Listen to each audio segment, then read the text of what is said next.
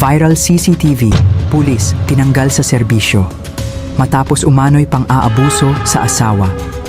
Nag-viral online ang CCTV footage at mga larawan ng isang babae na umano'y naging biktima ng matinding pananakit mula sa kanyang asawa na isang pulis. Makikita sa kanyang mukha ang grabeng pamamaga, pasa at sugat na ikinagulat ng maraming netizens at agad nagdulot ng matinding reaksyon sa social media.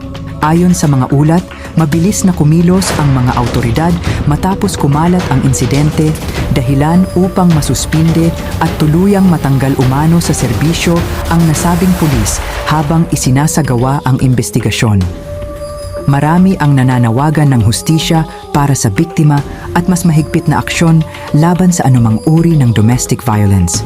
Naglabasan din online ang suporta ng publiko gamit ang hashtags na Honda Justice for Era at Inon Stop Violence, kung saan maraming netizens ang nagpapaalala na walang sino man ang dapat makaranas ng pang-aabuso sa loob mismo ng tahanan.